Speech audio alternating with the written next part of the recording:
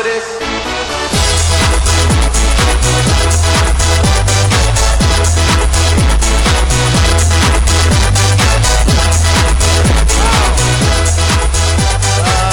love Tampa. Hello, Tampa. Great. Unbelievable. Well, I want to start by thanking, Rick, he's done an amazing job as your governor. He's done an amazing job, and he's a great guy, and I want to thank Rick. And I want to thank Pam. She has been an incredible source of inspiration for everybody in this room. So I want to thank Pam and Rick and everybody else that's been here, and the support that we've had in Florida has been incredible. Very important state. Number one, I'm here. I'm always here. I have a lot of places in Florida. We have a lot of employees. We pay a lot of money out to the employees. They have great health care. They have great education for their families, and I'm very happy. So I love being with you this morning. Very special. Thank you. Thank you. It's a little bit different world. I'm just watching the television, the news, and in France, they have all sorts of problems. They have this massive soccer tournament. They don't know whether or not they can even hold it. They're absolutely petrified about radical Islamic terrorism coming up, and they don't know what to do. Should we hold it? Should we not hold it? The police are afraid. We got to get tough, folks. We got to get tough. We got to get smart. We got to be vigilant. We got to take care of people. We don't want division, but we've got to be smart. I mean, you can't have this happening. This is all over the world right now, and our country right now, we're allowing thousands of people, thousands upon thousands of people to come into our country, and we have no idea who the hell they are. We have no idea. They're coming in from the migration. And you look at the migration, and I look at the migration, and I say, how come there's so many young, strong men? Why don't they have so many women? Why don't they have so many children? And I look and I say, what's going on? What's going on? And we're allowing people to come in. There's no documentation. There's no paperwork. We don't know who they are, where they come from. We don't know. Is it Syria? Is it something else? Is it ISIS? Maybe. You know the story of the Trojan horse. This could be the ultimate Trojan horse, folks. These are smart people. They know what they're doing. We have no leadership. We have a president that's, as far as I'm concerned, he's incompetent. And now he's going to be campaigning for crooked Hillary Clinton, okay? He's going to be campaigning. So I look at what's going on. I see what's happening. And I've had a lot of vision. I've had some pretty good vision. I said, don't go into Iraq. You're going to destabilize the Middle East. They went into Iraq. And I said it right from the beginning. Remember that. They said, well, maybe in 19 whatever. Let me tell you, I was early. And I was from the beginning. Because it was going to destabilize the Middle East. And then they say, oh, Donald Trump is very tough. He's got a tough temperament. He's got a tough tone. We need a tough tone now, folks. We need a tough tone. We need it. We've got a bunch of lightweights. Hillary Clinton was saying the other day, temperament. That's her whole thing, temperament. Number one, I built an unbelievable company, a great company. I filed papers with federal election. You don't build companies like that unless you have the right temperament, believe me. But Hillary Clinton, they just came out with a book. A Secret Service agent was with her for a long time. Said she's a total mess. A mess. She's not qualified to be president. You know who said that? Bernie Sanders said that Hillary Clinton is not qualified to be president. And he said it because she has bad judgment. And she does have bad judgment. Look at the mess that she's got us into with Syria, everything she touches. And you're going to have 4 more years of that. We won't have a country left, folks. Believe me. We will not have a country left. Not to mention the Supreme Court. You got to remember, the Supreme Court, hello.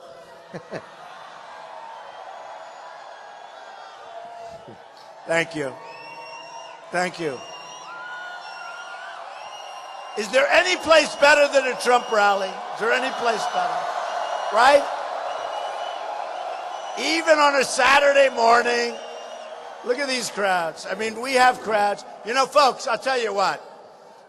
Look, here's a Saturday morning in Tampa. We could be doing other things, right? There are other things to be doing. And you look at the crowd. By the way, I was just informed we're 2 points up in Florida, and we haven't even started yet. Okay? We haven't even started. And after this, I'm going to Pittsburgh. We'll be in Pittsburgh this afternoon, and we're going to do great in Pennsylvania. You know, the interesting thing is a lot of these states were not really states where the Republican was supposed to do well. And you're traditional. I guess I'm not traditional. You know, one of the reasons I'm not? Remember Jeb Bush? He used to say, he is not a conservative. He is not a conservative. I am actually conservative, but you know what? You know what I am? I'm for what works. Like on trade, they said, on trade, they say, we want free trade, so do I. But to have free trade, you need smart leaders. We don't have smart leaders. We have dumb leaders, okay? So we have to do. So here's the story on trade. They said, do you like free trade? I said, yes. Well, what's your policy on trade? You know what I said? I want to make good deals for the United States. That's my policy on trade. It's very simple. I don't care if it's free. I don't care if it's totally unfree. I want to make good deals for the United States because the United States is getting ripped off by every single country virtually in the world. Every country is taking our money and taking our jobs, and we have people that are political hacks negotiating the biggest deals in the world, and they don't know what the hell they're doing. And we have the greatest business people in the world, many of whom have endorsed me. Carl Icahn, all these guys, they're all endorsing me. And they don't want to get paid money. For them, it's a game of poker. It's a game of chess. They want to go against China. They've done great against China. I've done great against China. And I do really well. I like the Chinese people. I love the Mexican people. I have so many Mexicans working for me. I love all these countries. I don't hold anything against people. I hold it against our leaders for being so totally, grossly incompetent because they don't know what they're doing. And you look at these trade deals, and you look where China, as an example. Hey, look, the biggest bank in the world is a tenant of mine in a building in Manhattan from China. I sell condos to people from China for a tremendous amount of money, tens of millions of dollars. I love these people. I love these people. I own the big chunk of the Bank of America building in San Francisco. Comes through China, through an indirect, wow, very complicated, but through China. We can do great with China. And by the way, China is ripping us off, so is every other country. China is ripping us off. They're the #1 abuser because what they do is they devalue their currency. Do you ever notice? Whenever they have a little problem, we start to cut in. They devalue their currency, knock our companies out of business. They knock us out of business. And again, I'm not angry at China. I'm angry at our leaders, if you call them that, our leaders. I'm not angry at China. I'm not angry at anybody. I'm angry at our leaders because they don't know what they're doing. They don't know. And we're not going to have a country. I'll tell you what. I didn't need to do this, folks, you know, in all fairness. I didn't need to do this. This is something I want to give back. You know, you ever hear the expression, people want to give back? I've done so well in this country. It's been such a great country. I love the people of the country now more than ever before. You know, we have a movement going on, folks. I mean, look at this room, this massive room. At this time, what time is it? Yeah, I mean, it's like in the morning. Look at this room. And it's like this no matter where we go. We give 1 day's notice. Yesterday we gave 1 day's notice. We were in Virginia. 1 day's notice. The place, I mean, we have thousands and thousands of people. And it's called, listen to this, it's called a movement. We are part of a movement. And, you know, in many, many years, I was on the cover of Time magazine. All these years, I work and work. I was on the cover of Time magazine, I think, once or twice, right? For years, 35 years. That's not so bad, once or twice, cover of Time. Now, the last 6 months, I think I'm 4 or 5 times. Is it crazy? So it shows you, no, it shows you how important it is. It's like the other day, I woke up, I look, I say, what's that? It's the cover of Time magazine. It's my picture. I didn't even know I was going to be on the cover. Because you know what happens? We have something going that's so special, that's so big, that's so important. Pundits are saying, many of them, it's the single greatest political movement that they've seen ever in this country. Ever in this country. And we're going to win the race. You know, one thing they was talking about before, a number of states, I don't know if you saw with New York, I won in a massive landslide. We won Pennsylvania in the primaries in a massive landslide. They're all landslides. Connecticut was so great. We won that in a massive landslide. They even used the word, they hate to use it, with me. If it was Bernie Sanders, they'd say it was a massive landslide. Not so long ago, I had 17,000 people at an event. Bernie, at a different location, had 3,000 people, which is a lot of people, 3,000 people. But I had this massive crowd. I think it was 17,000. And they said, Donald Trump is here tonight, and he's discussing what he's discussing. You know, let's all fall asleep. And they go, huh? And he goes, Donald Trump talked about this. And then, okay, back to you in New York. And then the guy from Bernie said, Bernie Sanders is here tonight. He's got a massive crowd of 3,000 people. And I'm like, I don't believe it. I have 17,000 people. They don't say it. And by the way, the cameras, they never scan the room. Every time, no, it's true. They never scan the room. Very dishonest people. They're very dishonest people. But they never, the only time they scan the room is if there's a protester, because that's a bad thing, they think. But I love my protesters. We love our protesters, right? We're going to get, many of those protesters are going to end up, believe me, a lot of the protesters that you see, they're going to end up voting for Trump. Believe me. When they learn how crooked Hillary is, they're going to end up voting for Trump. And a lot of Bernie Sanders people, you know, he got a rigged system. Now, I used to say the Republican system was rigged, but, and it is, it's impossible. It's almost impossible for a guy like me. You know, I was establishment. I shouldn't say it. Everyone's going to leave if I say that, but that's okay. I was like the ultimate establishment guy. Campaign contributions. I was very popular. They'd call me, hi, Mr. Trump, we're having a golf outing. I'd always say no thanks, but I'd always send the check. But I was like an establishment person. And then once I said I'm running, they said, what the hell, he's running? And all of a sudden he became the outsider of all outsiders. And I'm running because I understand how the system works better than anybody. So I've been doing this now for 12 months. Have I done a good job? Have I done a good job? But I've been doing it for 12 months. And it's been, you know, thank you, honey. She said, thank you. Believe me, it's not easy, folks. You think this stuff is easy? It's not easy. But thank you. But you know what? I love doing it. A friend of mine, and I've told this story, but a friend of mine likes to come to these things. A lot of people like to come. Who's been to these events more than once? I'm telling you, a great, great musician said Trump is the best in the world, and he doesn't have a guitar, meaning we get the biggest crowds, and I don't play a guitar. Who else does this without a band or without a musical instrument? Believe me. It's a lot easier with an instrument. But look. We have something happening that's so important.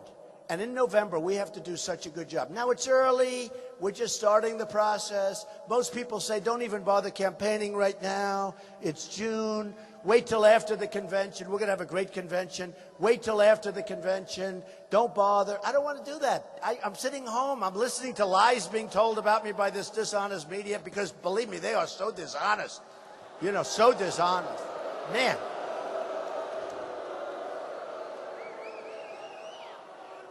I watched this poor, sad Mitt Romney this morning. He suffers from misogynist.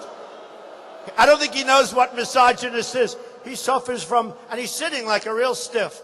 Don't forget, this guy let us down, folks. He choked, and he let us down. And we're not going to let it, and he knows that's, hey, look, he doesn't like Trump because I said you can't give him a third chance. He lost the first time. He really lost the second time.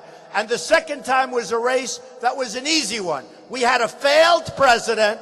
We had a president who's a disaster and was a disaster. And at that point, he was even lower than he is now. So we had a failed president, and we had a candidate that didn't work like he should have worked. He wasn't doing television. You know, I called up. I'd say, because I supported him. I gave him a tremendous amount of money. I did robocalls. I did a couple of speeches for him. Frankly, if they would have used me in Florida, he would have won Florida, but they're not smart enough. They would have won Florida. But you know what? I worked for him.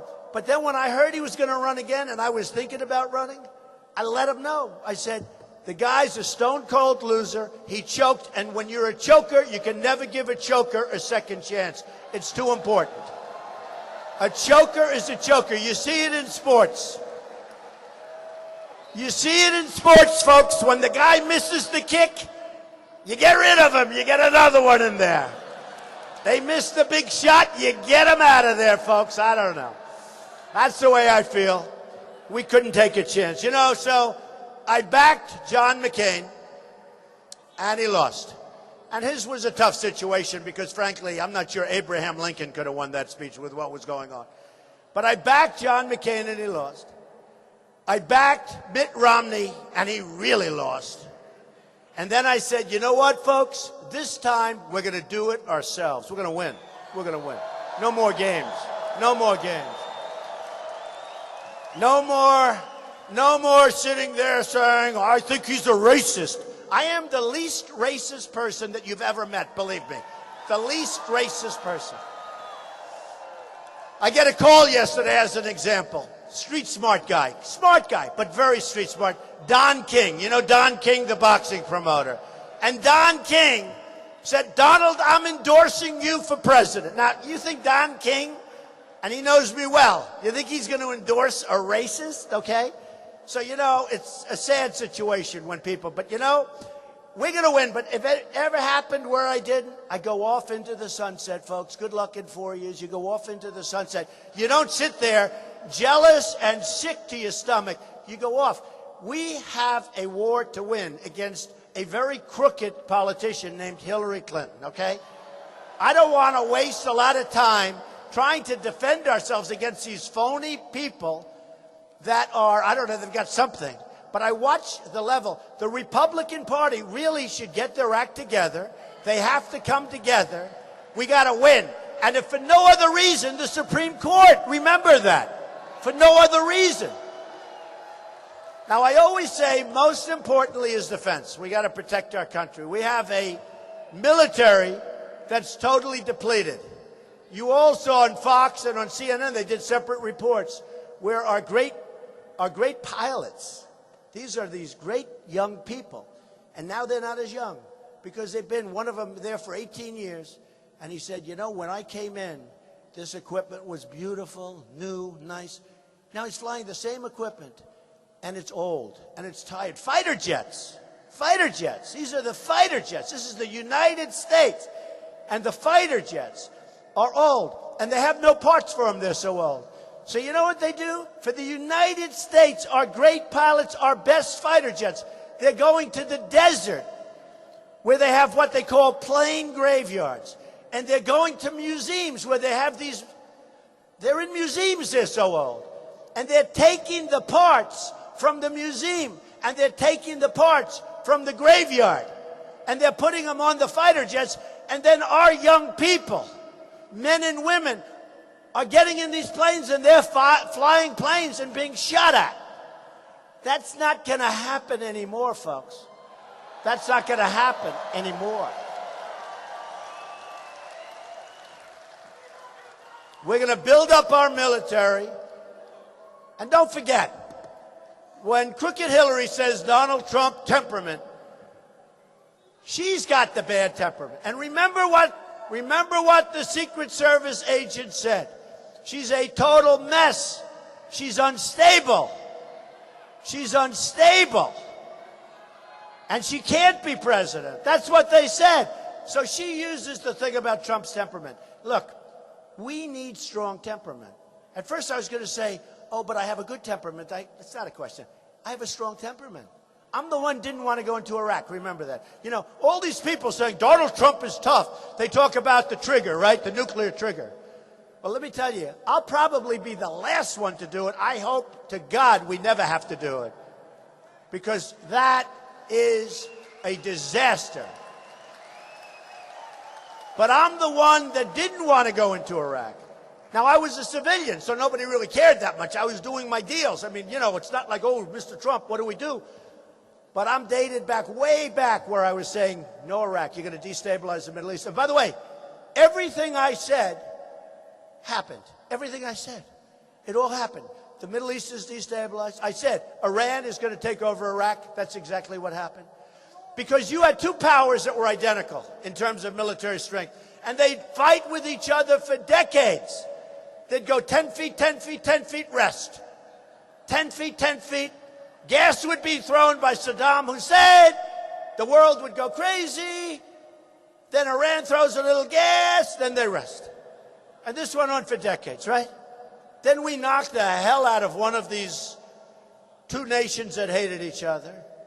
And remember this about Iraq.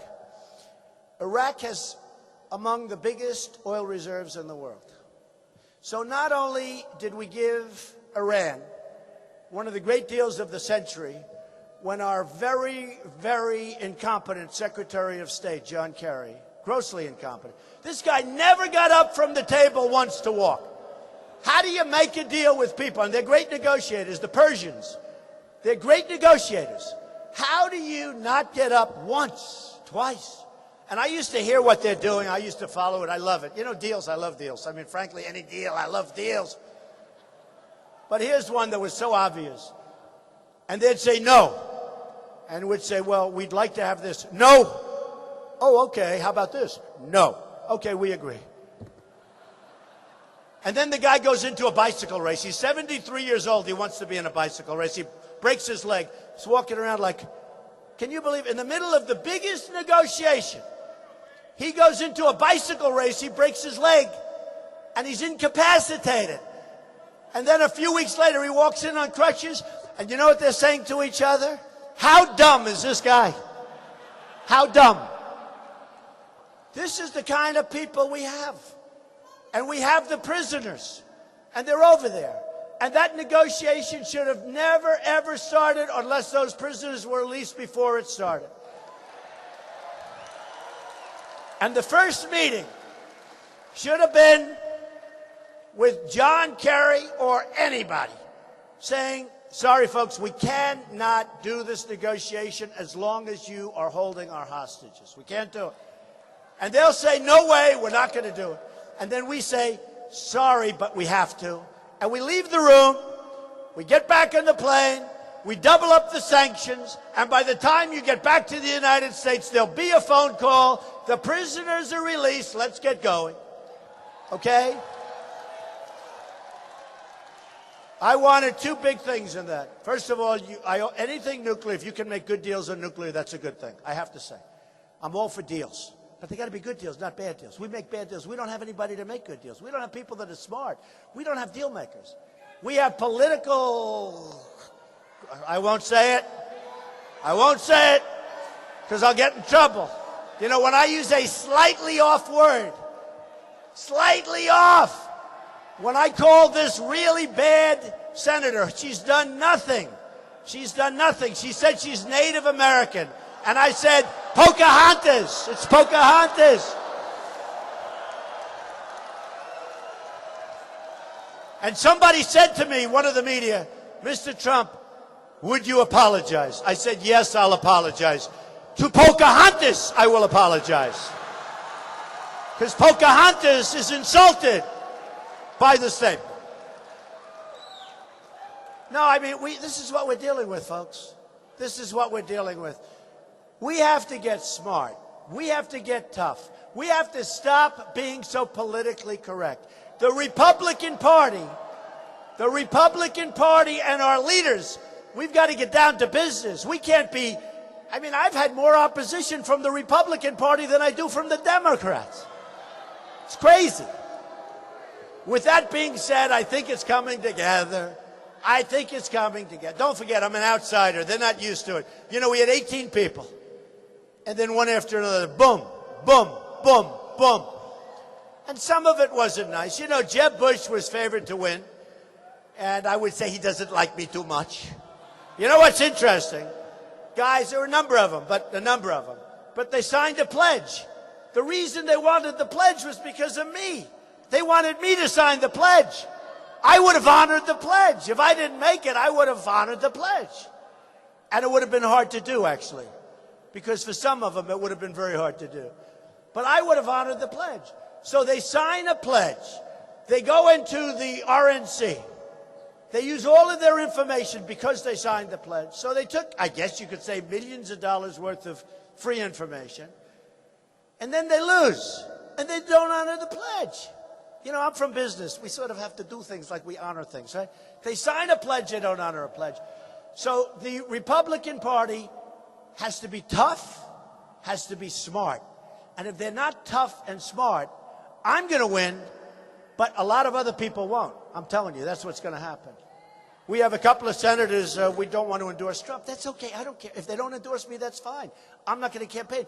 I have 1 or 2 states where I'm leading in the state, and they're doing poorly, and they don't want to endorse me. And I'm saying, what the hell are they doing? You know, what are they doing? And I don't care. But we could have a case where I win, and many others don't. And I'll tell you what's going to happen. If that happens, then I have a Senate without the majority, which would be bad, because I'd love to see the majority. I was with Mitch yesterday. I would love to see the majority. But the Republicans have to stick together. They have to be smart, and they have to be tough. Because, you know, one thing I'll say about the Democrats, to a much greater degree, they stick together. They stick together much more so than the Republicans. Nobody's ever been able to explain why. But the Republicans have to be tough because we have the better ideas. We have the better ideas. And my ideas are better than any of them, believe me. My ideas are better than any of them. Because many people, Democrat and Republican, say you're too tough on trade. Too tough? I'm not too tough on trade. When we lose $505 billion, we have a trade deficit with China. $505 billion. And then they say, you're being a little bit tough on China. We have rebuilt China, folks. We've rebuilt it. You go there, you see airports, the likes of which we've never seen. You see trains that go 250 miles an hour. We have the Long Island Railroad, which is always dear to my heart. Chug, chug, chug. Chuck, we will be out of service for the next 1 week. We're fixing the tracks. You know. No, I mean, it's a whole different thing. The Trump train. The Trump train. That was very good. Who said that? Who said that? Somebody over there said, we got the Trump train. That's a very good. Hey, I would have never thought of that one. Well, the Trump train is going 600 miles an hour, folks. I'll tell you that. But we've got China, and they laugh at us. They think we're stupid people. They think we're like our leaders. They look at all of us, and all of us are disgusted. That's why I'm doing well. I mean, this is my first stop in Florida, my first campaign stop. You know, again, everybody said, oh, wait till after the convention. I can't wait. I'm dying to get going. What am I going to do? Play around a golf? It's boring. I want to do this. I want to do this. But then you have Mexico. Mexico is ripping us off so badly, folks. Mexico is killing us. Mexico, and nothing against Mexican leaders. I have respect. In fact, one of them, Vicente Fox, he was the president of Mexico. He was on CNN. It's all right. And he said, we will never pay for that. And he used the F word, right? And I said, oh, he's going to get killed using the F word. Can you imagine if I used the F-bomb? It'd be the electric chair. Here's a guy, and he used the F. He said, we will never pay for that F-bomb wall, right? I said, oh, he's dead. Nobody even mentioned it. Nobody even mentioned it. But I was happy because a year ago and 2 years ago, he said, we'll never have a wall. Now he's saying we'll never pay for the wall, so he's assuming the wall's going to happen.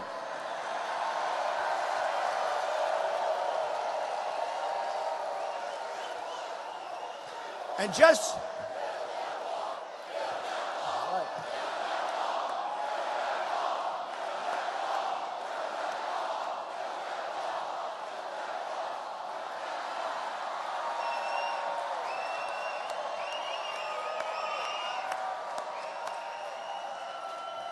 Folks, ready?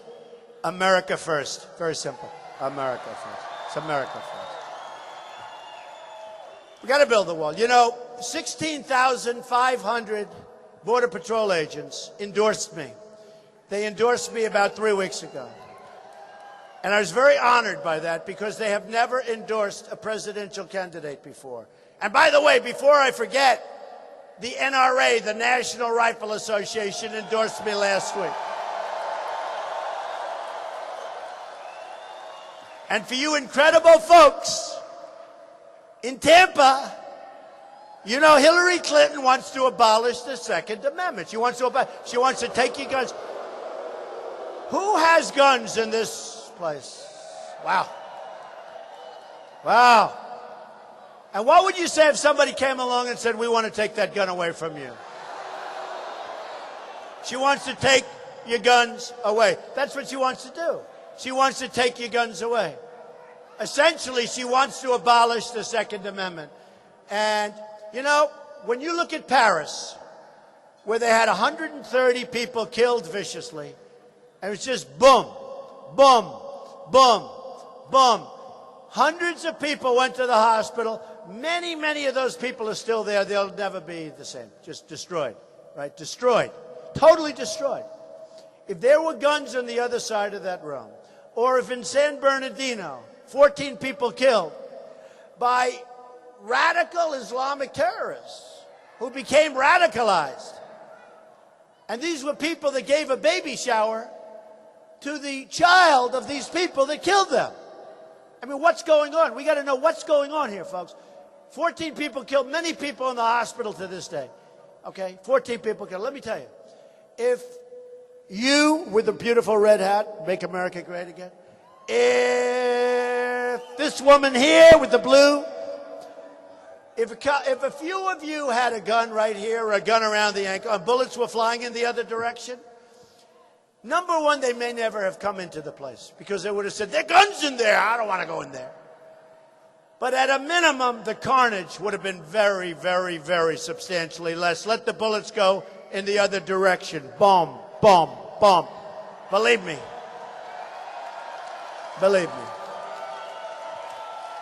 Remember when our 5 great soldiers, a little more than a year ago, were killed? These were 5 great soldiers. One of them was like a world-class marksman. And on a military base, it was a gun-free zone. Can you imagine having a gun-free zone on a military base? These people are about guns, and they know how to use guns, and they're protecting us with guns. So they have a gun-free zone. These are 5 great soldiers, one of them world-class marksman, one of the top there is. So they're sitting there, their guns are probably 200 yards away in a safe or something. And they're sitting there, and this whack job walks in and kills them all. There wasn't a thing they could do. So we're going to make things right again in this country, folks. We're going to make things right. We're going to make great trade deals. We're going to build the wall. We're going to build the wall. And, okay, are you ready? Who's going to pay for the wall? Better believe it. You better believe it. So, and we're going to end up having a great relationship with Mexico. We're going to end up having a great relationship with China. Mexico will pay for the wall. You know, when I was on the stage with the debates, I didn't know what I was getting. I never debated professionally before. Many of these politicians, that's what they do. That's what, you know, it's all talk, no action stuff. So that's what they do. They debate.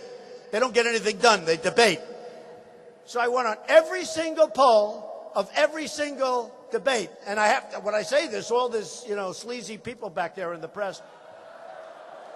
So I have to be careful.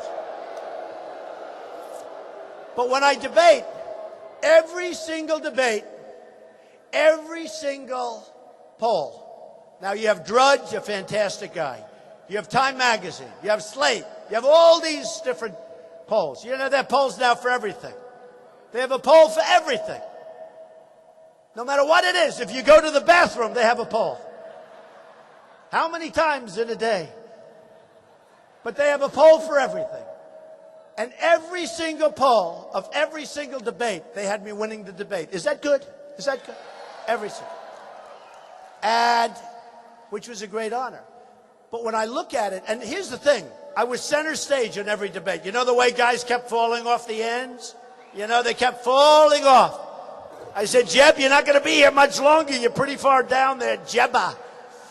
You're not going to be here much longer, Jeb. You got to get tougher, Jeb.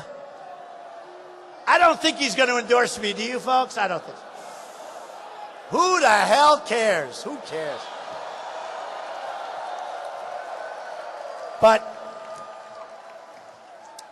and by the way, I'm very nice to a lot of the people that I won against.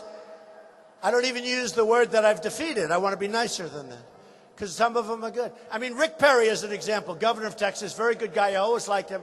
But he became very vicious in the debate.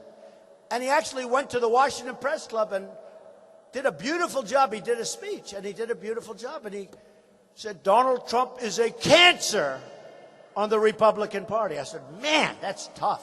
Whoa. And it was, you know, like a half an hour of this stuff.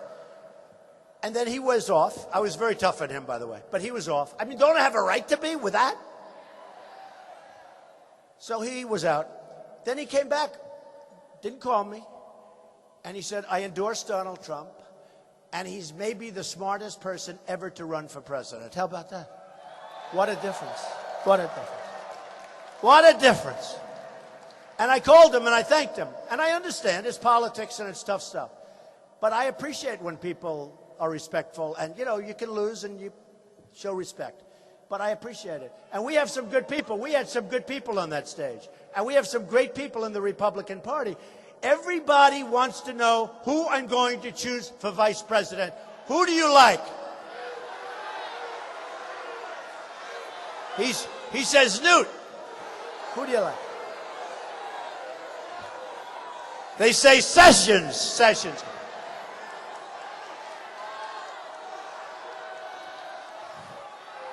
He says Condi Rice. Who else? Who do you like?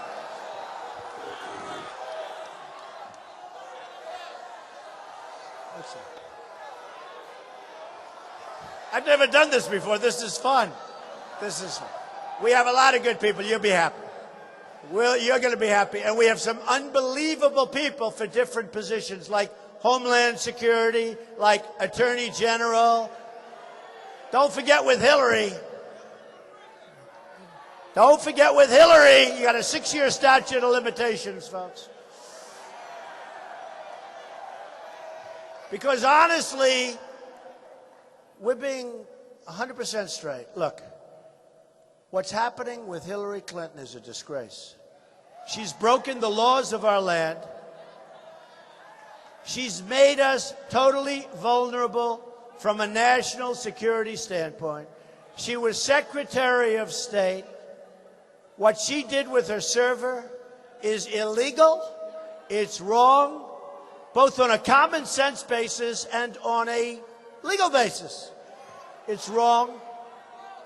It's wrong. And it looks to me like nothing's going to happen to her because it's a rigged system, folks. It's a rigged system. So we're going to find out. We're going to find out. But it looks to me like nothing's going to happen. Why would they let it go so long? You know, why would they let it go so long? And then Obama endorses a person, and Josh Earnest yesterday said essentially that this is a criminal investigation. Now, I think when he said that, they probably went nuts in the White House. And a lot of people said he wasn't supposed to say that. But he probably said the truth. But when you get right down to it, how do you endorse somebody that's under criminal investigation? And we'll have to see what happens, folks.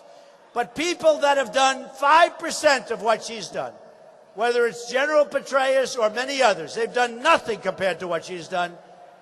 They have been forced to pay a price that you wouldn't believe. It's destroyed their lives.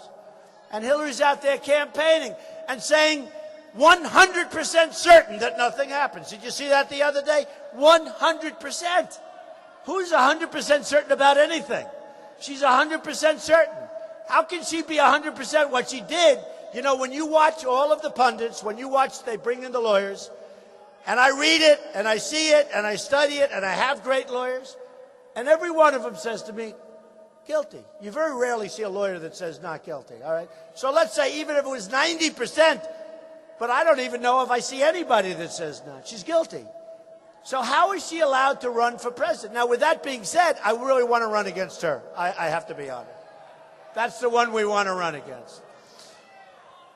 So we're going to build the wall.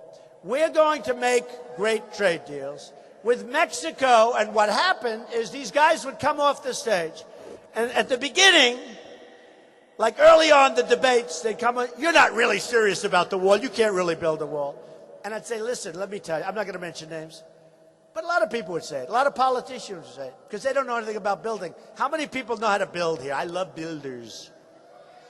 You know, I'm building the old post office in Washington, D.C., one of the most sought-after properties in the history of the General Services Administration, GSA.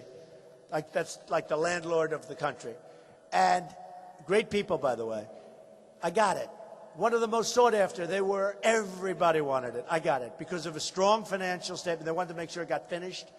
Very strong balance sheet, number one. And number two, they liked my vision. So here's the story.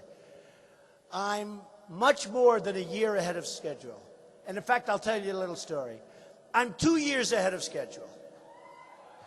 And I told my people, don't say that because it doesn't sound right. It sounds too much, right? Does that make sense? I say we're a year ahead of schedule.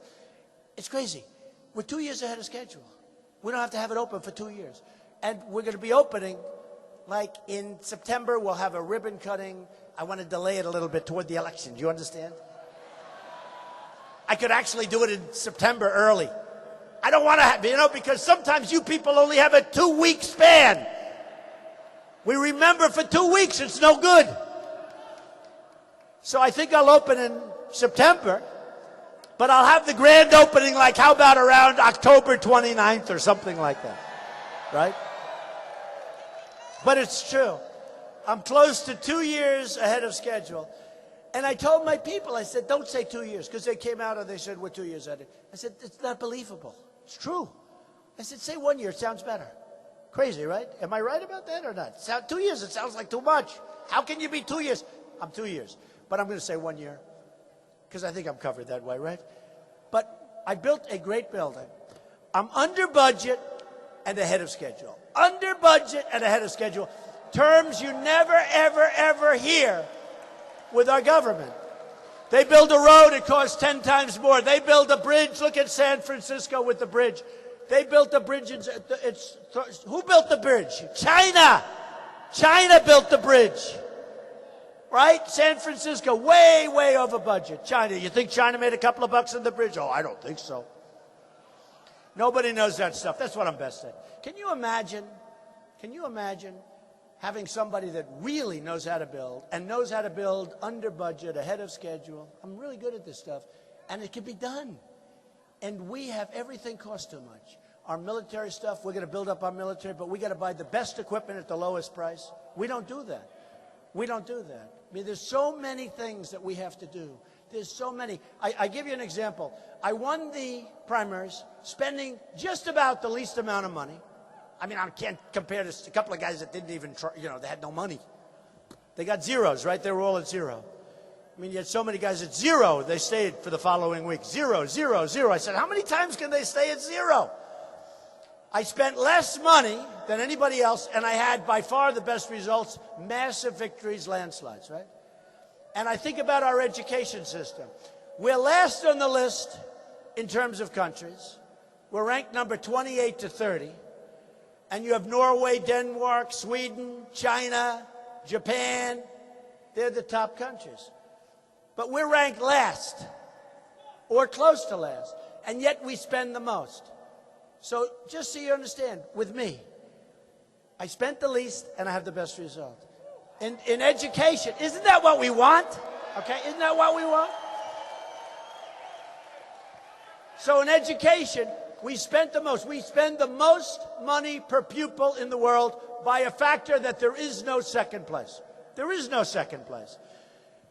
So this is what we want to do. First of all, we're getting rid of Common Core. We're going to bring education local, okay? Obviously, it doesn't work. Obviously it doesn't work. But I want to thank everybody. This is a great honor. I'll be seeing you a lot. I'll be here so much. I'll be in Florida. I'll be with you so much over the next 5 months that you're going to say, please keep him the hell out of Florida. He's driving us crazy. He's driving us crazy. But seriously, look, we have a big task. Winning Florida is absolutely imperative. You don't win Florida, they say it's over. But I think I'm going to win a lot of states that nobody ever thought about, because we're getting numbers that are incredible in states that no Republican really would think about. But we're going to win Florida. But most importantly, if I win, our country is going to start winning again. Okay? We're going to start winning again. We're going to win with every element. We're going to win with our military. We will defeat ISIS, by the way, very, very quickly. Very quickly. We have no choice. Chop off heads, have no choice. We're going to win at the border. We're going to win with trade. We're going to win with education. We're going to win with everything. Oh, happy birthday. They're singing happy birthday. Don't tell me happy. I don't want to hear about that birthday. Thank you, darling. That's so nice. I don't know if I want to. I'm very torn on that birthday. I'm very torn. Do you understand me? I'm very torn. I feel like I'm 35. That's the good news, okay? I feel like I'm 30. So, folks, I want to thank you. And really, we don't win anymore as a country, but we are going to start winning so much. You're going to love it. You're going to be proud. You're going to be proud of your president. More importantly, you're going to be proud of your country again. Thank you very much. I love you, Tampa. I love you, Florida. Thank you very much. Thank you. Thank you very much.